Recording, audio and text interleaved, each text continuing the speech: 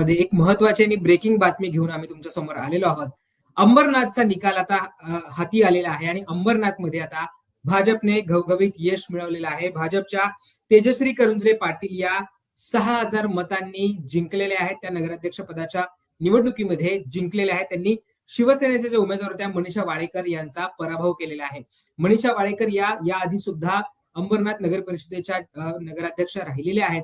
अटातडीची लढत अंबरनाथमध्ये झाली होती. गेल्या अनेक दिवसांपासून अंबरनाथकडे सगळ्यांचंच लक्ष लागलं होतं, कारण तिथे शिवसेना विरुद्ध भाजप असा संघर्ष पाहायला मिळाला होता.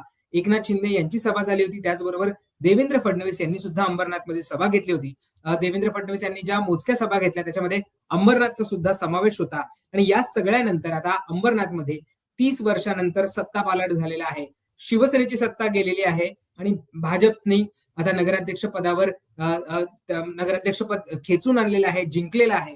आणि तेजश्री करुंजले पाटील या 6,000 मतांनी अंबरनाथ मधनं विजय झालेले आहे. दुसरीकडे बदलापूरमध्ये जर बघितलं तर बदलापूरमध्ये सुद्धा भाजपने विजय मिळवलेला आहे. बदलापूरमध्ये सुद्धा भाजपच्या ज्या उमेदवार आहेत त्या या सगळ्यामध्ये निवडून आलेल्या आहेत. बदलापूर आणि अंबरनाथ या खरं तर हाय व्होल्टेज लढती राहिल्या होत्या. बदलापूरमध्ये सुद्धा आपण बघितलं तर शिवसेनेची सत्ता होती, तिथे सुद्धा शिवसेना विरुद्ध भाजप असा संघर्ष पाहायला मिळाला होता आणि तिथे सुद्धा आता भाजपने बाजी मारलेली आहे.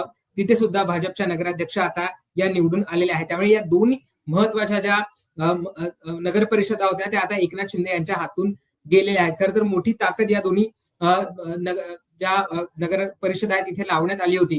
काल आपण दिवसभर बघितलं तर मतदानाचा दिवस होता, पण या दिवसांमध्ये अनेक घडामोडी घडलेल्या होत्या. सकाळीच बातमी आली होती की शिवसेनेचे एक जे उमेदवार आहेत त्यांचा हॉल आहे तिथे कृष्णा नावाचा, त्या हॉलमध्ये 200 महिला आणून ठेवल्या होत्या आणि त्या बोगस मतदार आहेत असा आरोप हा काँग्रेसकडनं करण्यात आला होता आणि त्याचबरोबर भाजपच्या कार्यकर्त्यांकडनं सुद्धा करण्यात आला होता. पोलिसांनी त्या सगळ्या महिलांना ताब्यात घेतलं होतं, त्यांची चौकशी झाली होती, त्यांच्यावर पुढची कारवाई सुद्धा झाली. दुसरीकडे भाजपवर सातत्याने पैसे वाटल्याचा आरोप हा शिवसेनेकडनं मोठ्या प्रमाणावर करण्यात आला. अनेक मतदारसंघांमध्ये भाजपने मोठ्या प्रमाणावर पैसे वाटले असा आरोप हा शिवसेनेकडनं करण्यात आला होता. मनीषा वाळेकर ज्या शिवसेनेच्या नगराध्यक्ष पदाच्या उमेदवार होत्या, याआधी स्वतः त्या नगराध्यक्ष राहिलेल्या आहेत, त्यांनी सुद्धा मुंबई तकशी बोलताना सुद्धा हा आरोप केला होता आणि भाजप वेगवेगळ्या ठिकाणी पैसे वाटते असं त्यांनी थेट म्हटलं होतं. त्यामुळे अंबरनाथमध्ये भाजप विरुद्ध शिवसेना ही रंगत झाली होती, मोठी लढाई तिथे झाली होती. एक एक मतदारसंघ कसा मिळवता येईल, एक एक वॉर्ड आपल्या ताब्यात कसा येत होतील याकडे दोघांचंही लक्ष लागलं होतं. खर तर भाजपने सुद्धा काही ठिकाणी आक्षेप घेतले होते. ईव्हीएम मध्ये सील बंद नाहीयेत असे आक्षेप घेतले होते. त्याचबरोबर बोगस मतदार आणले जात आहेत मतदारसंघामध्ये असं सुद्धा म्हटलं होतं आणि त्याचा आरोप सुद्धा त्यांच्यावर करण्यात आला होता. दुसरीकडे काँग्रेसने सुद्धा शिवसेनेवर आरोप केले होते की शिवसेनेकडनं बोगस मतदार आणले जात आहेत. ज्या भागामध्ये हे सगळे मतदार सापडले होते किंवा जिथे तो हॉल होता तिथेच काँग्रेसचं सुद्धा मोठं वर्चस्व राहिलेले आहे आणि काँग्रेसच्या कार्यकर्त्यांनीच या सगळ्या गोष्टीचा भांडाफोड केला होता. त्यामुळे काँग्रेस सुद्धा या सगळ्या गोष्टीकडे लक्ष देऊन होतं. दुसरीकडे आपण बघितलं तर राष्ट्रवादीच्या सुद्धा लोकांनी असाच आरोप केला होता. राष्ट्रवादीचे सुद्धा काही जे कार्यकर्ते होते त्यांनी काही पैसे पकडून दिले होते आणि त्याच्यामध्ये सुद्धा भाजप कशा पद्धतीने पैसे वाटते असा सुद्धा आरोप हा त्यांच्याकडनं करण्यात आला होता. आता अखेर आपण जर बघितलं तर या सगळ्यामधनं तेजस्वी करुंजले ज्या भाजपच्या उमेदवार आहेत त्या या सगळ्यामध्ये जिंकून आलेले आहेत. आपण काही फेऱ्यांचा विचार केला तर चौथ्या फेरीमध्ये मनीषा वाळेकर आणि तेजस्वी करुंजले यांच्यामध्ये काटेची टक्कर होती. मनीषा वाळेकर यांना 20,269 इतकी मतं पडली होती, तर तेजस्वी यांना चौथ्या फेरीमध्ये 20,638 इतकी मतं पडली होती. त्यामुळे आपण बघतोय की अट्टीतटीचा सामना हा सगळ्यामध्ये होता आणि शेवटच्या फेरीनंतर तेजश्री करुंजले या 6,000 मतांनी विजय झालेला आहे. मोठा डिफरन्स या सगळ्यामध्ये आपल्याला पाहायला मिळतो आणि हीच खरं तर मोठी विजय हा भाजपसाठी सुद्धा आहे. रवींद्र चव्हाण हे या सगळ्यावर लक्ष ठेवून होते. रवींद्र चव्हाण यांची अनेक स्टेटमेंट सुद्धा पाहिली होती. एका निवडणूक प्रचारामध्ये ते सुद्धा त्यांनी येत्या निवडणुकांमध्ये म्हणजे महानगरपालिकांच्या निवडणुकांसाठी तुम्ही केवळ भाजपला मतदान करा, एक प्रकारे भाजपला पुढे आणा असा वक्तव्य केलं होतं. त्याचे सुद्धा पडसाद उमटले होते. श्रीकांत शिंदे आणि रवींद्र चव्हाण यांचा मधला संघर्ष अंबरनाथ मध्ये आपण सातत्याने पाहिलेला आहे आणि तिथं सुद्धा आपण जर बघितलं तर शिंदेची प्रतिष्ठा ही पणाला लागली होती. शिंदेना त्यांची सत्ता कायम ठेवायची होती, कारण गेल्या 30 वर्षापासून शिवसेनेची, अर्थात त्यावेळेस एकसंध शिवसेना होती, पण 30 वर्षापासून शिवसेनेची सत्ता ही अंबरनाथ मध्ये राहिलेली आहे आणि त्यामुळे अंबरनाथची नगर परिषद ही शिवसेनेसाठी अत्यंत महत्वाची होती. त्यासाठी सगळ्या गोष्टी वापरण्यात आल्या होत्या. मोठ्या प्रमाणावर प्रचार सुद्धा केला होता. पण भाजप सुद्धा या सगळ्यामध्ये कुठेही मागे राहिलेलं नव्हतं. अर्थात भाजपवर पैसे वाटणं असेल किंवा इतर गोष्टी असतील याचा आरोप करण्यात आला होता. काही ठिकाणी उमेदवार पळवापळवी असेल किंवा कार्यकर्ता पळवापळवी असेल असा सुद्धा आरोप त्यांच्यावर करण्यात आला होता. काल दिवसभर जेव्हा हे बोगस मतदारांचे आरोप झाले किंवा पैसे वाटण्याचे आरोप झाले त्यावेळेस खरं तर अनेक ठिकाणी म्हणजे शिवसेनेचे असतील, काँग्रेसचे कार्यकर्ते असतील, हे अनेक मतदार बूथ आहेत तिथे डोळ्यात तेल घालून उभे होते. कोण येत आहे, कोण मतदान करतंय या सगळ्याकडे त्यांचं लक्ष होतं आणि त्यामुळे खरं तर काँग्रेस सुद्धा या सगळ्या अंबरनाथमध्ये एक वेगळा फॅक्टर आपल्याला पाहायला मिळतो आहे. काँग्रेसला 12 जागा या अंबरनाथमध्ये आता मिळालेल्या आहेत. शिंदेच्या शिवसेनेला 22 जागा मिळालेल्या आहेत. भाजपला 11 जागा मिळालेल्या आहेत. राष्ट्रवादी अजित पवार गटाला केवळ 4 जागा मिळालेल्या आहेत. त्यामुळे जरी इथे आपण जर बघितलं तरी सुद्धा भाजपचे जरी नगराध्यक्ष झाल्या असल्या तरी सुद्धा सर्वाधिक जागा या शिवसेनेला मिळालेल्या आहेत. म्हणजे आता कारभार हा भाजपच्या ताब्यात, पण सर्वाधिक नगरसेवक हे शिवसेनेचे निवडून आलेले आहेत. अर्थात नगराध्यक्ष भाजपचं झाल्यामुळे खरंच आता ही कशा पद्धतीनं नगर परिषद चालतीये हे सुद्धा पाहावं लागणार आहे. पण इंटरेस्टिंगली भाजपला केवळ 11 जागा मिळालेल्या आहेत. पण नगराध्यक्ष पदाच्या उमेदवार तेजस्वी करंजुले या जिंकल्यामुळे ही नगर परिषद आता भाजपच्या ताब्यात गेल्याचं आपल्याला पाहायला मिळत आहे. शिवसेनेच्या 22 उमेदवार हे निवडून आलेले आहेत. काँग्रेसचे 12, भाजपचे 11 आणि अजित पवारांचे 4 उमेदवार या सगळ्यामधनं निवडून आलेले आहेत. त्यामुळे जरी उमेदवार मोठ्या प्रमाणावर निवडून आले असले शिंदेचे तरी सुद्धा जी नगर परिषद आहे ती मात्र हातून गेलेली आहे. जे नगराध्यक्ष पद आहे ते मात्र हातून त्यांच्याकडनं गेलेलं आहे. 7व्या फेरीचा आपण जर विचार केला तर 7व्या फेरीमध्ये तेजस्वी करंजुले या 3465 इतक्या मतांनी या पुढे होत्या. तिथे त्यांना तेवढं लीड मिळालं होतं. आपण जर 6व्या फेरीचा विचार केला तर 6व्या फेरीमध्ये सुद्धा त्यांना लीड होतं, 2000 मतांचं लीड होतं. पण जशी 7वी आणि 8वी फेरी 7व्या फेरीचा आपण विचार केला त्यानंतर हे लीड वाढत गेलं आणि थेट 6000च्या लीडनी त्या आता तिथे जिंकलेले आहेत. अर्थात परत एकदा मी जसं म्हटलं की जरी तिथे भाजपच्या नगराध्यक्ष असले तरी सुद्धा शिंदेचे नगरसेवक हे सर्वाधिक निवडून आलेले आहेत. शिंदेचेच नगरसेवक सर्वाधिक आहेत आणि त्यानंतर आपण बघितलं तर काँग्रेसचे सुद्धा 12 नगरसेवक आहेत. भाजपला केवळ 11 जागांवर समाधान मानावं लागलं आहे. पण भाजपला जरी 11 जागांवर समाधान मानावं लागलं असलं तरी सुद्धा नगराध्यक्ष पद हे मात्र आता भाजपकडे गेलेलं आहे. बदलापूरचा आपण विचार केला तर बदलापूरचा ज्या रुचिता घोरपडे आहेत भाजपच्या ज्या नगराध्यक्ष पदाच्या उमेदवार होत्या त्यांचा 9000 मतांनी विजय झालेले आहेत आणि शिवसेनेच्या ज्या उमेदवार होत्या त्यांचा या सगळ्यामध्ये पराभव झालेला आहे. त्यामुळे बदलापूरमध्ये सुद्धा आपण जर बघितलं तर बदलापूरमध्ये सुद्धा अशीच फाईट झाली होती आणि त्याच्यामध्ये आता भाजपला तिथे यश मिळताना पाहायला मिळत आहे. बदलापूरमध्ये सुद्धा आता भाजपचाच नगराध्यक्ष पदाचा उमेदवार असणार आहे.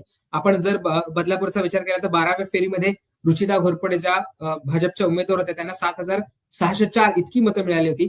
तर वीणा म्हात्रे या ज्या शिवसेनेच्या उमेदवार आहेत त्यांना 52116 इतकी मतं मिळाली होती आणि रुचिता घोरपडे यांना 59720 इतकी मतं मिळाली होती. त्या 7604 इतक्या मतांनी 12व्या फेरीनंतर पुढे होत्या. त्यामुळे एक मोठा विजय आपण म्हणू शकतो की हा भाजपला आता बदलापूर असेल किंवा आपण बघतोय की अंबरनाथ असेल या दोन्ही मतदारसंघांमध्ये मिळालेला पाहायला मिळतो आहे.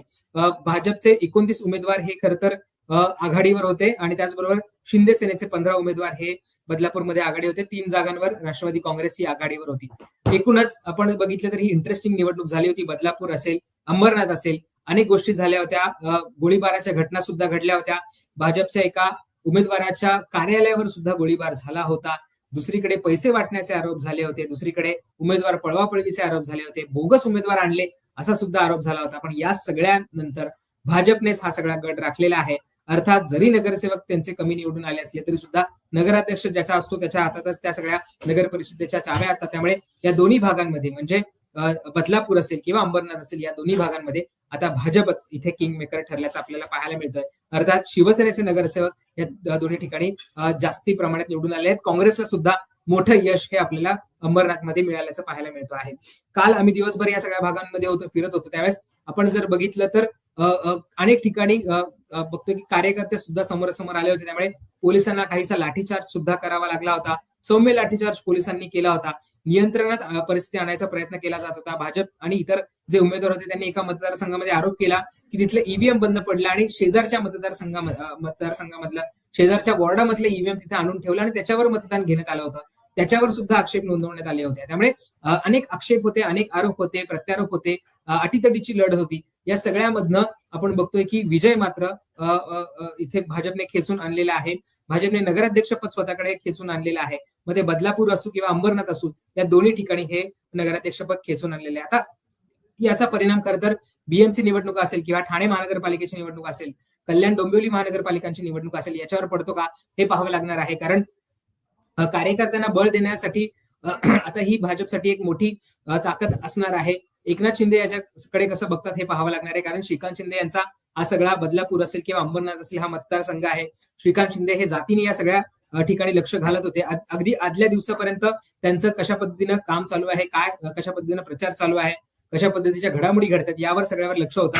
पण असं असलं तरी सुद्धा नगराध्यक्ष पद हे त्यांच्या हातून निसटलेलं आहे. त्यामुळे ठाणे महानगरपालिकेची निवडणूक असेल, आता कल्याण डोंबिवली महानगरपालिकेची निवडणूक असेल किंवा मुंबई महानगरपालिकेची निवडणूक असेल, याच्यामध्ये शिंदेची बार्गेनिंग पॉवर कमी होते की काय अशी सुद्धा आपल्याला शक्यता वर्तवली जाऊ शकते. शिंदे या सगळ्यामध्ये आता काय करणार, कारण जर 2 महत्वाच्या नगर परिषदा त्यांच्या हातातनं गेलेल्या आहेत तर मग जागांचं वाटप कसं असणार आहे या सगळ्या भागामध्ये हे सुद्धा पाहावं लागणार आहे. आणि अंबरनाथमध्ये खरं तर गेल्या 30 वर्षापासून शिवसेना एक हाती हा सगळा कारभार राबवत होती, एक हाती सत्ता राबवत होती.